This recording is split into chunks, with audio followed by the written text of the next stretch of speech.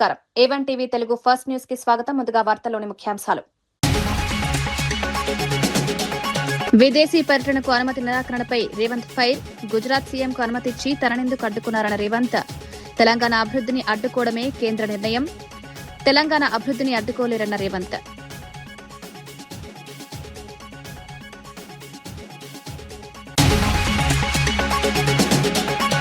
లోకేష్ విద్యాశాఖ పనితీరు ఏమాత్రం ఆమోదయోగ్యం కాదన్న మాజీ ఎంపీ.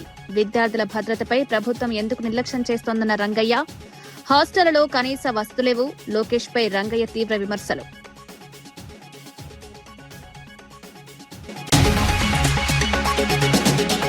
టెక్నాలజీతో ప్రభుత్వ సేవలు. కార్యాలయాలకు రావాల్సిన అవసరం లేదు. ఏ8 పాలనలో మార్పులు. అధికారులకు చంద్రబాబు కీలక ఆదేశాలు. వాట్సాప్ గవర్నెన్స్ సేవలను మరింత సులభతరం చేయాలని చంద్రబాబు పిలుపు.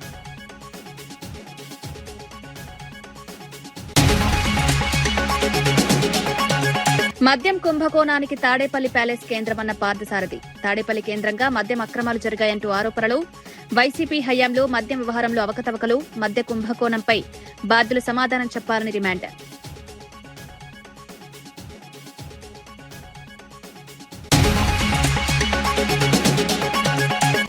ఏ దరఖాస్తుల్లో 98% అర్హమైనవి అన్న మంత్రి పొంగులేటి. భూముల సమస్యలకు ఫాస్ట్ ట్రాక్ పరిష్కారం ఉంటుందని వెల్లడి. 24 నుంచి 36 గంటల్లోనే భూ దరఖాస్తుల పరిష్కారం. భూ హక్కుల ఆందోళన వద్దు అన్న మంత్రి. తెలంగాణ ముఖ్యమంత్రి రేవంత్ రెడ్డి విదేశీ పర్యటనకు కేంద్ర ప్రభుత్వం అనుమతి నిరాకరించడంపై తీవ్ర అసంతృప్తి వ్యక్తం చేశారు. గుజరాత్ ముఖ్యమంత్రి ఈ నెల 17 నుంచి 8 రోజుల పాటు అమెరికా, కెనడాలో పర్యటించేందుకు కేంద్రం అనుమతులిచ్చిందని రేవంత్ రెడ్డి తెలిపారు. అదే సమయంలో తెలంగాణ రైజింగ్ పాలసీలో భాగంగా తాను విదేశీ పర్యటనకు వెళ్లేందుకు అనుమతి కోరితే తిరస్కరించారని ఆరోపించారు. తెలంగాణ అభివృద్ది, పెట్టుబడుల ఆకర్షణ, అంతర్జాతీయ స్థాయి సంస్థలతో భాగస్వామ్యాల కోసం ఈ పర్యటన ఉద్దేశించామన్నారు. తన పర్యటనను కేంద్రం అడ్డుకోవడం తెలంగాణ అభివృద్దిని అడ్డుకోవడమేనని విమర్శించారు. కేంద్రం వైఖరిలో తెలంగాణపై వివక్ష స్పష్టంగా కనిపిస్తోందన్నారు. ఈ అంశాన్ని పార్లమెంట్లో ప్రస్తావిస్తామని తెలిపారు. ఫెడరల్ స్ఫూర్తికి విరుద్ధంగా కేంద్రం వ్యవహరిస్తోందని ఆరోపించారు.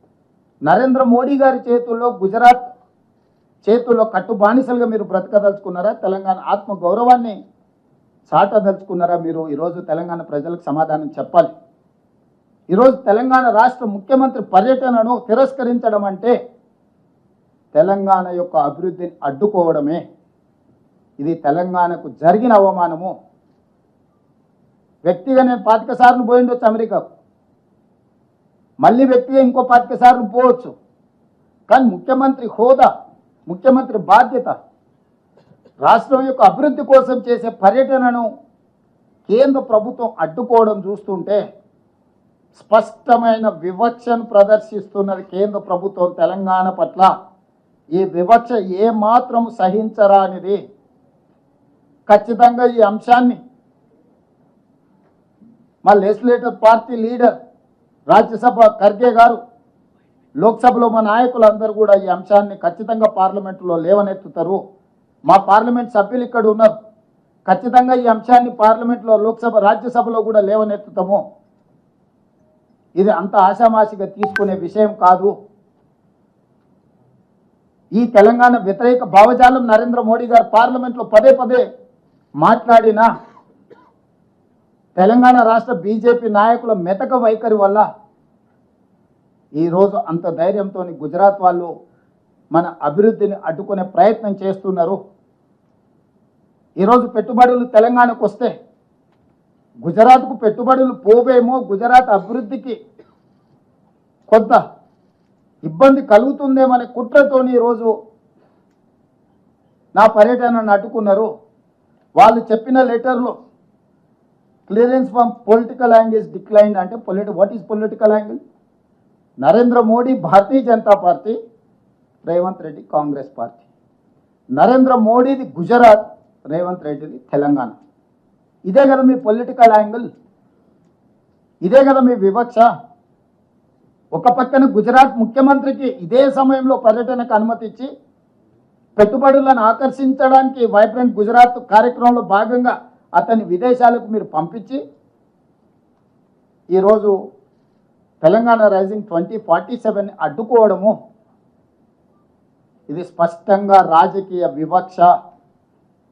తెలంగాణ అభివృద్ధిని అడ్డుకోవడమే. అందుకే ఈరోజు విదేశంలో ఉన్నప్పుడే నేను స్పందించి ఉండొచ్చు, కానీ విదేశాలలో వేదిక మీద నుంచి మాట్లాడితే అగో చూసిన వారు దేశద్రోహి, విదేశాలలో భారతదేశ గౌరవానికి భంగం కలిగించిండ్రు అని మళ్ళీ అవగాహన లేని మాటలు మాట్లాడతారని చెప్పి ఈరోజు ఇక్కడికి వచ్చిన తర్వాత ఇంతమంది మొత్తం మంత్రివర్గము, పార్లమెంట్ సభ్యులు, శాసనమండలి సభ్యులు, శాసనసభ్యులు అందరం ముక్త కంఠంతో కేంద్ర ప్రభుత్వ వైఖరిని ఖండిస్తున్నాము. ఇది ఏ మాత్రం కూడా ఫెడరల్ స్ఫూర్తికి ఇది విరుద్ధము. ఫెడరల్ స్ఫూర్తిని దెబ్బతీసే విధంగా వ్యవహరిస్తున్న నరేంద్ర మోడీ గారి వైఖరిని మనం అందరం కూడా ఖండించాల్సిన అవసరం ఉన్నది. అందుకే ఈరోజు నా పర్యటన అడ్డుకున్నారు, కానీ నా లక్ష్యాన్ని మీరు ఆపలేరు. అందుకే అధికారులను అమెరికాకు పంపించిన. ఆక్స్ఫర్డ్తో మన అధికారులు ఒప్పందాలు చేసుకోబోతున్నారు ఇవాళ రేపు. ఇతర యూనివర్సిటీలను కూడా వాళ్ళు సందర్శించి మన ప్రతిపాదనల్ని వాళ్ళ ముందు పెట్టబోతున్నారు. మన రాష్ట్రంలో పెట్టుబడులను ఆకర్షించడానికి అవసరమైన అన్ని ఆహ్వానాలు వాళ్ళు అందజేస్తారు. మన క్యాబినెట్లోని మీకు అందరికీ తెలుసు. అధునాతన సాంకేతిక పరిజ్ఞానాన్ని వినియోగించుకుని ప్రభుత్వ సేవలను మరింత సులభతరం చేయాలని ముఖ్యమంత్రి చంద్రబాబు నాయుడు అధికారులను ఆదేశించారు. AI assistant, DG verify, data lake, block chain వంటి సాంకేతికతలను ఉపయోగించి ప్రజలు ప్రభుత్వ కార్యాలయాలకు వెళ్లాల్సిన అవసరం లేకుండా సేవలందించాలని సూచించారు.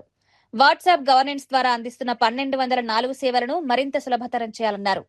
సర్టిఫికెట్లను పదే పదే అప్లోడ్ చేయాల్సిన అవసరం లేకుండా డేటా ఇంటిగ్రేషన్ చేపట్టాలని ఆదేశించారు. అమరావతిలో నిర్వహించిన ఆర్టీజీఎస్ సమీక్షలో వివిధ శాఖల పనితీరును సమీక్షించారు. ఎల్నినో ప్రభావంతో వ్యవసాయ దిగుబడులు సాధారణం కంటే 20% తగ్గే అవకాశం ఉందని అధికారులు వివరించారు. కృష్ణా డెల్టాకు సెప్టెంబర్ చివరి వరకు పట్టిసీమ ద్వారా గోదావరి నీటిని అందించాలని సీఎం సూచించారు. ప్రస్తుతం సాగులో ఉన్న పంటలకు సమృద్ధిగా నీరందేలా చర్యలు తీసుకోవాలని ఆదేశించారు. సాగు ప్రారంభించిన ప్రాంతాల్లో ప్రత్యామ్నాయ పంటలను ప్రోత్సహించాలని సూచించారు. డెంగీ, మలేరియా నియంత్రణకు హాట్స్పాట్లను గుర్తించాలని ఆదేశించారు.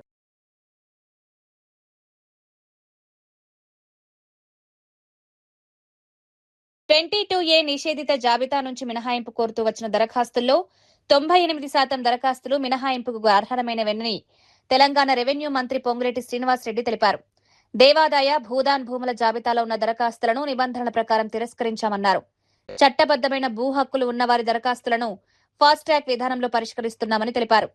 కొన్ని దరఖాస్తులను 24 నుంచి 36 గంటల్లోనే పరిష్కరిస్తున్నామని వివరించారు. అధికారులు యుద్ధ ప్రాతిపదికన దరఖాస్తులను పరిశీలించి చర్యలు తీసుకుంటున్నారని చెప్పారు. 22A సమస్యలపై ప్రభుత్వం ప్రత్యేక దృష్టి పెట్టిందని తెలిపారు. టోల్ ఫ్రీ నంబర్కు ఇప్పటి వరకు 980 కాల్స్ వచ్చాయని, వాటి వివరాలను సంబంధిత జిల్లా అధికారులకు పంపించి వెరిఫికేషన్ చేయిస్తున్నామని వెల్లడించారు. దరఖాస్తు చేసుకున్న ప్రజలెవరూ ఆందోళన చెందాల్సిన అవసరం లేదని మంత్రి స్పష్టం చేశారు. గతంలో రెగ్యులరైజేషన్ కోసం జారీ చేసిన ఆర్డర్లను అధికారిక సైట్లో అప్లోడ్ చేశామని తెలిపారు. జెన్యూన్ ఏవైతే ఉన్నాయో వాటి క్లియరెన్స్ 24 అవర్స్ ఆబ్లిక్ హైయెస్ట్ పోతే 36 అవర్స్. ప్రతి దాన్ని ఫాస్ట్ ట్రాక్ లో ఇప్పటి వరకు ఫైనలైజ్ చేశాం. ఎక్కడైనా 1 ఆగిపోయి ఉన్నా ఎవరూ కూడా ప్యానిక్ కి లోన్ అవ్వాల్సిన అవసరం లేదు. రాష్ట్ర వ్యాప్తంగా సేమ్ జీవోలు, సేమ్ ఆర్డర్స్ ఏవైతే ఉన్నాయో వాటికి సంబంధించిన సబ్ రిజిస్ట్రార్లు, డిస్ట్రిక్ట్ రిజిస్ట్రార్ల వెబ్సైట్, ఓపెన్ వెబ్సైట్ లో కూడా వీటిని అప్లోడ్ చేశాము. కాబట్టి ఆ అప్లోడ్ చేసిన దాని బేస్ తో మీ వాటిని ఇమీడియట్లీగా రిజిస్ట్రేషన్ కి ఏ రకమైన ఇబ్బంది ఉండదు. విద్యాశాఖ మంత్రి నారా లోకేష్ పనితీరు ఏమాత్రం ఆమోదయోగ్యంగా లేదని మాజీ ఎంపీ తలారి రంగయ్య విమర్శించారు. కూటమి ప్రభుత్వం అధికారంలోకి వచ్చిన తర్వాత 8 నుంచి 13 సంవత్సరాల వయసున్న చిన్నారులు పెద్ద సంఖ్యలో మృతి చెందారని ఆరోపించారు. ప్రభుత్వ వసతి గృహంలో బాత్రూం గోడ కూలి ఒక విద్యార్థి మృతి చెందిన ఘటనను ప్రస్తావించారు. విద్యార్థులకు కనీస మౌలిక వసతులు కల్పించడంలో ప్రభుత్వం విఫలమైందని విమర్శించారు. బాత్రూంలలో కనీసం నీటి సరఫరా కూడా చేయలేని దుస్థితి ఉందని ఆరోపించారు. విద్యార్థుల భద్రతపై ప్రభుత్వం ప్రత్యేక దృష్టి పెట్టాలని డిమాండ్ చేశారు. ప్రభుత్వ పాఠశాలలు, వసతి గృహాల్లో భవనాల పరిస్థితిని ఎప్పటికప్పుడు పరిశీలించాలని కోరారు. చిన్నారుల ప్రాణాలకు సంబంధించిన అంశాల్లో నిర్లక్ష్యం తగదన్నారు. విద్యార్థులకు నాణ్యమైన విద్యతో పాటు సురక్షితమైన వాతావరణం కల్పించాల్సిన బాధ్యత ప్రభుత్వంపై ఉందన్నారు. అంశం గురించి నేను మాట్లాడుతున్నాను. నిన్న సాయంత్రమే తీసుకుంటే సెట్టూరు మండలంలో జెడ్పీ హై స్కూల్లో 2 విద్యార్థులు ఎలా అని అసలు వాళ్ళని చూస్తుంటే ఎంత అన్యాయంగా అంటే, ఆ పక్కన గోడ పక్కకి వాళ్ళు వాష్రూమ్ నేచర్ కాల్కి వెళ్ళారు. అక్కడ గోడ కూలి ఒక పిల్లవాడు చనిపోయాడు అక్కడే. ఆ అబ్బాయి పేరు తేజ హర్షవర్ధన్, ఎస్సీ అబ్బాయి. అలాగే అక్షయ్ అనే అబ్బాయికి కాలు కూడా విరిగిపోయింది. అక్షయ్ పరిస్థితి అయితే ఇంకో ఘోరం. చనిపోయిన పిల్లవాడి కుటుంబము పేదదే. అక్షయ్కి అయితే తండ్రి కూడా లేడు, తల్లి బెంగళూరులో ఉంది. తాత దగ్గర వదిలిపెడితే వాళ్ళకు తిండికి కూడా సరిగ్గా జరగక హాస్టల్లో పెట్టేస్తే హాస్టల్లో జరిగిన మృత్యు ఇది. అలాగే రాయల పొద్దుడ్డిలో కూడా అంతే. ఒక అబ్బాయి మధ్యాహ్నం పూట నేచర్ కాల్కి వెళ్ళాడు. అక్కడ పరిస్థితి ఏమిటంటే అక్కడే అబ్బాయి పాంపండ్లో పడి చనిపోయాడు. అలాగే ఆర్ట్స్ కాలేజీలో, అలాగే మన ఇంకో కాలేజీలో, ఇట్లా అన్ని చోట్ల కూడా ఏం జరుగుతుందంటే ఈ ప్రభుత్వానికి కనీసము పిల్లలకి, నేను ఈ భాష కరెక్ట్గా ఉండదేమో కానీ వాడుతున్నాను, దొడ్డికి పోతే ముడ్డి కడుక్కోవడానికి కూడా నీళ్ళు ఇవ్వలేకపోతున్నారు. కనేకల్లో 650 మంది పిల్లలుంటే ఆ దుర్గంధం మధ్యలో నేనైతే గట్టిగా చెప్తున్నాను విద్యాశాఖకి, ముఖ్యంగా విద్యాశాఖ మంత్రికి, కనీసం 4 నిమిషాలు మీరు నిలబడగలిగితే కనేకల్ హాస్టల్ దగ్గర ఆ బాత్రూంలో నీళ్లు లేని పరిస్థితుల్లో నేను ఖచ్చితంగా మీ పట్ల గౌరవాన్ని పెంచుకుంటాను. ఒక 650 మంది ఉన్న పిల్లలు అన్నిసార్లు పేపర్లలో రాస్తూ ఉంటే ఒక చిన్న బోర్ వేయడానికి మీకు గతి లేకపోతే, ఎమ్మెల్యేకు తిరిక లేదు, ఎంపీకి డబ్బులు ఇవ్వడానికి లేదు, కలెక్టర్ గారికి పట్టట్లేదు అంటే ఏమనుకోవాలి దాన్ని? ముఖ్యమంత్రి కుమారుడు నిర్వహిస్తున్నాడు కాబట్టి విద్యాశాఖ పట్ల పోకూడదు అనుకుంటున్నారా మీరంతా? హాస్టళ్లకు సంబంధించి ఎన్ని అకృత్యాలు ఉన్నాయి మీరు చూడండి. అన్ని చోట్ల కూడా మా టైంలో వచ్చినప్పుడు జగనన్న గారు దాదాపు 7,245 కోట్ల రూపాయలు ఒక గోరుముద్ద స్కీమ్కే పెట్టి ఉన్నాడు. నేను ఇంకా డాటా పాతది ఇది అయినా కానీ కూడా మీకు చూపిస్తున్నాను. ఎంత ఘోరంగా ఉందంటే, ఇది పురుగులు పడ్డ ఆహారం తినుకుంటూ కలుస్తే ఆహారానికి వెళ్ళి ఇబ్బందులు పడుతున్నవి వేరు ప్రాంతాలు అవి. ఒక్క జిల్లాకి సంబంధించినది కాదు ఇది. నరసన్నపేట మండలం బసివలస ప్రభుత్వ పాఠశాలలో ఉన్నది. చిన్న పిల్లలు, ఈ బిడ్డ రశ్మిక అనే అమ్మాయికి 8 సంవత్సరాల వయసు, తోయ కల్పన అమ్మాయికి 12 సంవత్సరాల వయసు. అనారోగ్యంతో మృతి చెందిన విద్యార్థుల వివరాలు ఇవి. 8 సంవత్సరాల పిల్లలకి ఎట్లా ఉంటుంది? ఇలాంటి పరిస్థితుల్లో విద్యాశాఖ నిర్వహిస్తుంటే హాస్టల్స్ కానీ, రెసిడెన్షియల్ హాస్టల్స్ కానీ, కేజీబీవి పాఠశాలలు కానీ, గురుకుల పాఠశాలలు కానీ మృతి చెందిన విద్యార్థుల వివరాలన్నీ కూడా సేకరించి పెట్టుకున్నాం. విద్యాశాఖ పనితీరు ఇంత దారుణంగా ఉంది. మీరు పంపిస్తుంటే, పిల్లల్ని స్కూళ్ళకు పంపిస్తుంటే వాళ్ళు శివాలయ తిరిగి వస్తూ ఉన్నారు. ఒకరోజు రాత్రి ఊపిరాడక గొల్ల చందన అనే అమ్మాయి బ్రహ్మసముద్రం కేజీబీవి హాస్టల్లో చనిపోయింది. గురుకుల పాఠశాలల్లో పరిశ్రమలు అవి ఇవి పెద్ద మాటలు మాకెందుకు? గ్రామంలో ఉన్న చిన్న పిల్లలు, పేదవాళ్ళు, 8 సంవత్సరాలు 10 సంవత్సరాల పిల్లల్ని వాళ్ళు అక్కడ పెట్టేసి బెంగళూరుకో హైదరాబాద్కో వెళ్ళి తల్లిదండ్రులు బతుకుతున్నారంటే వాళ్ళు ఎంత పేదవాళ్ళు అయి ఉండాలి? అలాంటి పిల్లల్ని హాస్టళ్లలో ఎంత జాగ్రత్తగా చూసుకోవాలా? అది చేత కాకపోతే మీరెందుకు ఆ శాఖను నిర్వహించడం ఎందుకు? మీరేం చేస్తున్నారు? ఇవాళ కూడా సెట్టూరు అబ్బాయికి నేను ఇవాళ ప్రెస్ మీట్ పెడతానని రాత్రి మెసేజ్ పెడితే ఇవాళ వెళ్ళి 5 లక్షలు ఇస్తున్నారు. నేను ఇంత ఆరోపణ ఎందుకు చేస్తున్నానంటే, నేను ప్రెస్ మీట్ పెడతానన్న తర్వాత మీరు 5 లక్షలు ఇస్తూ ఉన్నారంటే ఏమనుకోవాలి దాన్ని? అదే రాయల పొద్దుటిలో మణికంఠ పిల్లవాడు చనిపోతే, 13 సంవత్సరాల పిల్లవాడు చనిపోతే ఇవాళ వరకు ₹1 ఇవ్వలేదు. ఇవాళ ఏదో కలెక్టరేట్ నుంచి ఫోన్ వచ్చిందంటే ఒక 25,000 రూపాయలు ఇస్తాం రమ్మని చెప్పి. బహుశా నాకు అర్థమైంది ఏంటంటే అది బాల బీమాకు సంబంధించిన ఇన్సూరెన్స్ అయింటది. ఆ డబ్బు పార్టీ తరపున సమన్వయకర్తగా నేను కట్టిన డబ్బు. శ్రీశైలం రిజర్వాయర్ లో ప్రస్తుతం 170 టీఎంసీల నీరు ఉన్నప్పటికీ సాగునీరు అందించకపోవడం జిల్లా మంత్రుల అసమర్థతకు నిదర్శనమని మాజీ మంత్రి సింగిరెడ్డి నిరంజన్ రెడ్డి ఆరోపించారు. రైతుల సాగునీటి సమస్యను ఎన్నిసార్లు ప్రభుత్వం దృష్టికి తీసుకెళ్లినా స్పందించడం లేదని విమర్శించారు. ఆంధ్రప్రదేశ్ ప్రయోజనాల కోసమే రేవంత్ రెడ్డి ప్రభుత్వం పనిచేస్తోందని ఆరోపించారు. కాంగ్రెస్ పార్టీలో ఒకరిపై మరొకరికి నియంత్రణ లేకుండా పోయిందని విమర్శించారు. సాగర్ నిండినా సాగునీరు ఇవ్వబోమని ఓ మంత్రి చేసిన వ్యాఖ్యలను ఆయన తప్పుపట్టారు. సాగునీరు, సోడా నీళ్లకు తేడా తెలియని విధంగా మంత్రి మాట్లాడడం బాధ్యత రాహిత్యమని మండిపడ్డారు. తెలంగాణ రైతుల ప్రయోజనాలను కాపాడాల్సిన బాధ్యత ప్రభుత్వంపై ఉందన్నారు. నీటి వనరులు అందుబాటులో ఉన్న సమయంలో రైతులకు సాగునీరు అందించాలని డిమాండ్ చేశారు. ఆంధ్ర సాగునీటి ప్రయోజనాల పేరుతో తెలంగాణ రైతులకు అన్యాయం చేస్తే సహించేది లేదని హెచ్చరించారు. నియంత్రణలో ఎవరు లేరు. మీ పీకులాటలు, కొట్లాటలు, విమర్శలు, ప్రతి విమర్శలు రోజు చూస్తున్నాయి. ఇవి ఎవరికి పట్టిందా? ప్రజలకు. మీ దాంట్లో ఎవడు ఉంటేమి, ఎవడు పోతేమి, ఎవడు రాజీనామా చేస్తే, ఎవడు బర్తరఫ్ అయితే ప్రజలకేం సంబంధం అండి? ఇలా నీళ్లు కావాలి రైతులకు, అది మాట్లాడండి. అది ఇస్తలేరు. 20 మంది ఎమ్మెల్యేలు ప్రెస్ మీట్లు పెట్టి ఎవరు ఉండాలని ఎవరు పోవాలని మాట్లాడుకుంటున్నారు. ఒక్కనాడన్నా నల్గొండ జిల్లా అధికార పార్టీ ఎమ్మెల్యేలు, పాలమూరు అధికార పార్టీ ఎమ్మెల్యేలు ఎన్ని నీళ్లు ఉన్నాయి, మనం ఏం చేద్దామనే దాన్ని దృష్టి పెట్టినరా? ఒక్కసారైనా తపన ఉందా మీకు? కొద్దిగా సర్కార్ నడుపుతుండ్రా, సర్కస్ నడుపుతుండ్రా? మీరు ఏం నడుపుతున్నారు? ప్రజలకు మిగిలిందేంది? బాధపడ్డా, కోపం వచ్చినా, అసహించుకున్నా 2 ఏళ్లు ఆగక తప్పదు జనానికి. కానీ ఈ 2 ఏళ్ల లోపల మీరు ఇంకా మీకు అసంతా తీర్చుకుంటారా ప్రజల మీద? ఏమన్నా చేస్తాం, మా బుద్ధి ఉంటుందని. చాలా దుర్మార్గం ఇది. ఇంత తీవ్రమైన పరిస్థితులు ఉన్న కాడ ఎక్కడైనా తపన కనిపిస్తుందా? కనేపల్లి పంపుల కాడ నీళ్ళు ఏమంటే దానికి ఒక ఉద్యమం చేయాలి రైతులు. శ్రీశైలంలో ఉన్న నీళ్ళని వాడుకోనికి ఆ పని చేయండి అంటే ఆ పని చేయడానికే మనసు రాదు మీకు. ఏం చేస్తున్నట్లు మరి మీరు? ఏం పని చేస్తున్నట్లు? ఇగో మంత్రి అయితే బహిరంగంగా నల్గొండ మంత్రి అయితే ప్రకటనే ఇచ్చిండు, సాగర్ నిండినా సరే మేము సాగునీళ్ళకి నీళ్ళు ఇవ్వమని.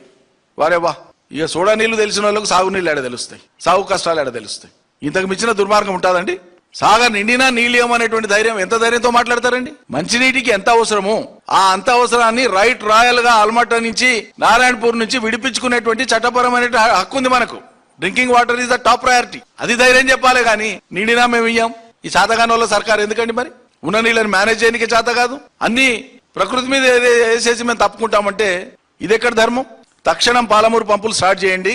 ఏ అనుమతులు లేని రేపు ప్రారంభానికి సిద్ధం చేస్తున్నటువంటి వెలిగొండ టనల్ ద్వారా, వెలిగొండ ట్విన్ టనల్స్ ద్వారా తీసుకుపోవాలనుకుంటున్నటువంటి వాళ్ళ 45 టీఎంసీల నీళ్లు తీసుకుపోకుండా తెలంగాణ ప్రభుత్వం ఏం చేస్తుందో చెయ్యండి. లేదు మాకు చేత కాదు, మేము అసమర్థులం అని చెప్పి ప్రజలకు చెప్పేది ఉంటే చెప్పండి.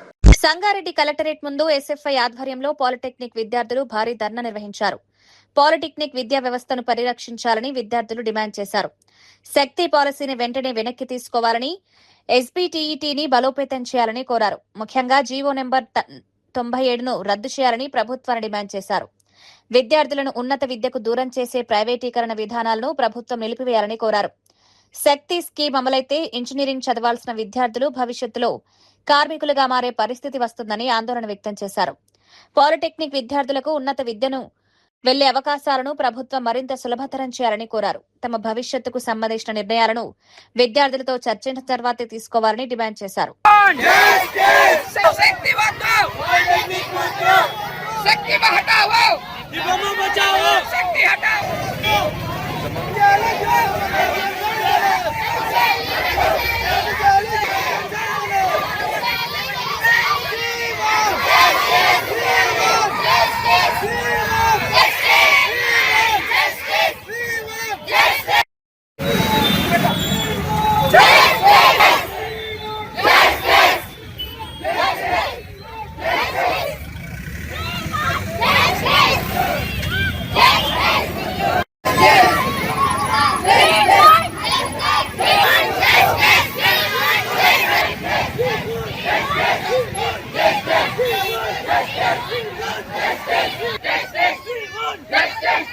మంత్రి కొండా సురేఖ వ్యవహార శైలి పార్టీకి నష్టం చేకూర్చేలా ఉందని పీసీసీ కాంగ్రెస్ అధిష్టానానికి తాజా నివేదిక పంపినట్లు సమాచారం. మంత్రి కుమార్తె సుస్మిత సీఎం రేవంత్ రెడ్డి, పరకాల ఎమ్మెల్యే రేవూరి ప్రకాష్ రెడ్డిపై చేసిన ఆరోపణలపై పలువురు ఎమ్మెల్యేలు, ఎమ్మెల్సీలు అభ్యంతరం వ్యక్తం చేసినట్లు తెలుస్తోంది. ఆ వ్యాఖ్యలను కొండా సురేఖ సమర్థించడంపై కూడా పార్టీ నేతలు అసంతృప్తి వ్యక్తం చేసినట్లు సమాచారం. వివాదం కొనసాగుతున్న సమయంలో ఇదంతా తనపై జరుగుతున్న కుట్ర అంటూ కొండా సురేఖ బహిరంగ లేఖ రాయడంతో కాంగ్రెస్ లో చర్చ మరింత ముదిరింది.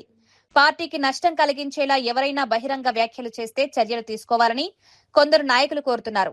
మరోవైపు మంత్రి కొండా సురేఖ తనపై జరుగుతున్న పరిణామాలను రాజకీయ కుట్రగా అభివర్ణిస్తున్నారు.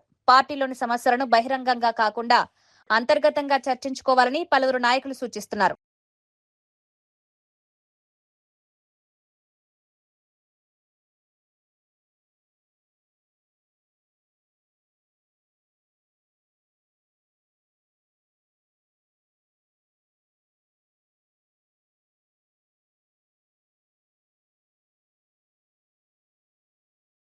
తూర్పుగోదావరి జిల్లాలో అసిస్టెంట్ ఇంజనీర్ నూకరాజు కుటుంబ ఆత్మహత్య ఘటనపై మాజీ ఎంపీ విజయసాయిరెడ్డి తీవ్ర దిగ్భ్రాంతి వ్యక్తం చేశారు. ఈ దారుణ ఘటన వెనుక ఉన్న వేధింపులు, దౌర్జన్యాలపై సమగ్ర దర్యాప్తు జరపాలని ఆయన డిమాండ్ చేశారు. బాధ్యులను గుర్తించి కఠినంగా శిక్షించాలని కోరారు. కేసు దర్యాప్తును సీబీఐ, ఎన్ఐఏ వంటి కేంద్ర దర్యాప్తు సంస్థలకు అప్పగించాలని సూచించారు. కుటుంబం ఆత్మహత్యకు దారితీసిన పరిస్థితులను పూర్తిగా వెలుగులోకి తీసుకురావాల్సిన అవసరం ఉందన్నారు. బాధిత కుటుంబానికి న్యాయం జరిగేలా ప్రభుత్వం చర్యలు తీసుకోవాలని కోరారు. ఘటన వెనుక ఎవరెవరి ప్రమేయం ఉందనే విషయాన్ని అన్ని కోణాల్లో పరిశీలించాలన్నారు. వేధింపులు, ఒత్తిళ్ల కారణంగా ఒక కుటుంబం తీవ్ర నిర్ణయానికి వెళ్లిన పరిస్థితి రావడం ఆందోళనకరమన్నారు. Arab countries, and he is involved in religious conversions and the supply of guns and also various extortion activities and also terrorist activities and anti-national activities, anti-Indian activities. Therefore, in the light of all these activities, where the activity is not only encompassing the Andhra Pradesh but encompassing even throughout India and other states also in India and also other countries in the world, this is a fit case to be handed over to either CBI or NIA. Only these two agencies can render the justice, can unearth the facts, not only this case, even the other case where Sadiq and group involved. So therefore, Bhaskar Reddy garu also explained me the nitty-gritties of this case, and also I am trying to find out the details of other 15 cases where Sadiq group is involved, and then I'll prepare to make a representation to the government, to DGP of the state, and if the result is not positive, I will make them to file a complaint, a petition in the court, requesting the court to hand over the case to central agencies rather than the state police investigating it. Not that state police department is ineffective or inefficient. It is the case where the activities are involved or extended even to the other states and other countries also. First of all, who has recommended Sadiq to be given the shooting license, shooting school license? That is the first thing to be unearthed. What is the activity involved there in the shooting school? And what are all the activities he has undertaken? An ordinary person who was literally struggling for survival about 5 years back has now earned crores of rupees, crores and crores of rupees. How these earnings have come? How he has spent the amount? How he has... Peddapalli జిల్లా మంథనిలో Hare Krishna trust ఆధ్వర్యంలో ఏర్పాటు చేసిన centralised community kitchen ను Telangana IT పరిశ్రమల శాఖ మంత్రి దుద్దిళ్ల శ్రీధర్ బాబు ప్రారంభించారు. ఈ కార్యక్రమం ద్వారా 19 మండలాల్లోని 40,052 మంది విద్యార్థులకు ఉదయం అల్పాహారం అందించనున్నారు. పెద్దపల్లి, జయశంకర్, భూపాలపల్లి జిల్లాలోని 694 ప్రభుత్వ పాఠశాలలు, 17 జూనియర్ కాలేజీల్లో చదువుతున్న విద్యార్థులు, ఉపాధ్యాయులకు ఈ సేవలందనున్నాయి. హరే కృష్ణ ఫౌండేషన్ వారి ఆధ్వర్యంలో సెంట్రలైజ్డ్ కిచెన్ ని ఈ 19 మండలాలకు సంబంధించిన 40,000 మంది విద్యార్థులకు ఈ బ్రేక్ఫాస్ట్ ని అందజేయటం జరుగుతుంది. సామాజిక దృక్పథంతో హరే కృష్ణ ఫౌండేషన్ వారు ఒక సంకల్పంతో సెంట్రలైజ్డ్ కిచెన్ సంబంధించి అక్కడ ఉన్న పరిశుభ్రతకు సంబంధించి ఏ కోణంలో కూడా రాజీ లేకుండా, ఫుడ్ పరంగా ఎక్కడ ఇబ్బంది రాకుండా తీసుకెళ్తారు. కనుక రాష్ట్ర వ్యాప్తంగా కూడా అనేక సెంట్రలైజ్డ్ కిచెన్ కి వారికి మా విద్యాశాఖ వారు అందించడం జరిగింది. ఇది ఒక ప్రత్యేకమైన కార్యక్రమం. ఈ విద్యా విధానంలోనే ఒక కొత్త మార్పు, విద్యార్థుల్లో కూడా మార్పు, వారి తల్లిదండ్రులకు సంబంధించి, వారి కుటుంబాలకు సంబంధించిన అంశంలో ఈ రోజు ప్రభుత్వానికి సంబంధించిన మేమందరం కూడా ఉన్నామని చెప్పడానికి ఈరోజు మేము చేస్తా ఉన్న ప్రయత్నం. ఆంధ్రప్రదేశ్ నుంచి శబరిమలకు వెళ్లే అయ్యప్ప భక్తులు ఎదుర్కొంటున్న ప్రయాణ సమస్యలకు శాశ్వత పరిష్కారం కోసం కృషి చేస్తామని బీజేపీ రాష్ట్ర అధ్యక్షుడు మాధవ్ తెలిపారు. విజయవాడలో జరిగిన రాష్ట్ర స్థాయి గురుస్వాముల సమావేశంలో ఆయన మాట్లాడారు. అయ్యప్ప భక్తుల కోసం ప్రత్యేక రైళ్లు ఏర్పాటు చేయాలని కేంద్రాన్ని కోరుతున్నామన్నారు. అదనంగా బస్సు సౌకర్యాలను పెంచాలని సంబంధిత ప్రభుత్వాల దృష్టికి తీసుకెళ్తామన్నారు. భక్తులకు ప్రయాణ రాయితీలు కల్పించే అంశాన్ని కూడా పరిశీలించాలని కోరారు. శబరిమల యాత్ర సమయంలో భక్తుల సంఖ్య భారీగా పెరుగుతుందని, అందుకు అనుగుణంగా రవాణా సౌకర్యాలను ముందుగానే సిద్ధం చేయాల్సిన అవసరం ఉందన్నారు. ఈ విధంగా ప్రయత్నం తప్పనిసరిగా చేస్తాం. అయ్యప్ప సీజన్ లో మనకి వెళ్లే బస్సులన్నీ కూడా ఏవైతే రేట్లు గవర్నమెంట్ కూడా పెంచకుండా ఇంకా కావాలంటే తగ్గించి అయ్యప్ప స్వాములకి స్పెషల్ ఇన్సెంటివ్ ఇచ్చి తగ్గించే విధంగా ప్రయత్నం చేస్తాం. మద్యం కుంభకోణానికి తాడేపల్లి ప్యాలెస్ కేంద్రంగా మారిందని మంత్రి కొలుసు పార్థసారథి ఆరోపించారు. మీడియా సమావేశంలో ఆయన గత వైసీపీ ప్రభుత్వ హయాంలో మద్యం వ్యవహారంలో అక్రమాలు జరిగాయని విమర్శలు చేశారు. మద్యం విధానాలు, విక్రయాలు, సరఫరా వ్యవస్థలో అవకతవకలు జరిగాయని ఆరోపించారు. అధికారాన్ని ఉపయోగించుకుని ప్రభుత్వ వ్యవస్థలను దుర్వినియోగం చేశారని మంత్రి వివరించారు. ప్రజల ఆరోగ్యం, ప్రభుత్వ ఆదాయాన్ని పరిగణలోకి తీసుకోకుండా గత పాలకులు మద్యం వ్యవహారాన్ని రాజకీయ ప్రయోజనాలకు ఉపయోగించుకున్నారని ఆరోపించారు. మద్యం కుంభకోణంపై ఇప్పటికే అనేక ఆరోపణలు వెలువడ్డాయని, వాటిపై వాస్తవాలు ప్రజలకు తెలియాల్సిన అవసరం ఉందన్నారు. కూటమి ప్రభుత్వం పారదర్శక పాలనకు ప్రాధాన్యత ఇస్తోందన్నారు. గత ప్రభుత్వ హయాంలో జరిగినట్లు చెప్తున్న అక్రమాలపై చట్టపరమైన చర్యలు తీసుకునే విషయంలో ప్రభుత్వం వెనకడుగు వేయదని స్పష్టం చేశారు. మద్యం విధానంలో అవినీతి జరిగిందనే ఆరోపణలకు బాధ్యులు సమాధానం చెప్పాలని డిమాండ్ చేశారు. 13 రూపాయలు ట్రాన్స్పోర్ట్కి ఉన్న ఒక బాక్స్కి ఒక కార్టూన్కి 13 రూపాయలుంటే దేశంలో ఎక్కడ లేని విధంగా దాన్ని 35 రూపాయలకి పెంచుకొని 400 కోట్ల రూపాయలు దోపిడీ చేసిన విషయాన్ని ఒక కేంద్ర ప్రభుత్వ సంస్థ ఇండిపెండెంట్గా ఎంక్వైరీ చేసి దాంట్లో అన్ని సాక్ష్యాధారాలు సంపాదించి సాక్ష్యాధారాలని స్పష్టంగా ప్రజలకు కూడా తెలియజేసి వారి మీద చర్య తీసుకుంటే ఇదేదో కక్ష, బలహీన వర్గాలకు చెందిన వ్యక్తుల మీద దాడులు చేస్తుంది ప్రభుత్వం అని అనటం ఏ మేరకు సభ ఒకసారి ఆలోచించమని చెప్పేసి మనం చేస్తాను. ఒక్కోసారి భవిష్యత్తులో ఉపయోగపడతారని చెప్పేసి బలహీన వర్గానికి చెందిన నాయకుల్ని ఇటువంటి కార్యక్రమాలకి ప్రత్యేకంగా ఉపయోగించుకున్నారేమో అని చెప్పేసి బలహీన వర్గాలు కూడా అనుమానపడుతున్నారని చెప్పేసి కూడా నేను ఈ సందర్భంగా తెలియజేస్తా ఉన్నాను. నేను అన్ని సాక్ష్యాలు ఉన్న తర్వాత కూడా మరి చేస్తూ ఉంటే ఏ విధంగా గొడ్డలి పార్టీ కులాన్ని, మతాన్ని అడ్డుపెట్టి తాము చేసిన పాపాలని ఏ విధంగా కడుక్కోవాలని చెప్పేసి ప్రయత్నం చేస్తుందో కూడా ఒకసారి ఆలోచించాలని చెప్పేసి నేను ప్రజలందరినీ కూడా కోరుతామన్నా. నేను మరి ఎవరు చేసినా కూడా అది బలహీన వర్గాలు చేశారా లేకపోతే ఇతర వర్గాలు వారు చేశారా అనేది ఇక్కడ సమస్య కాదు.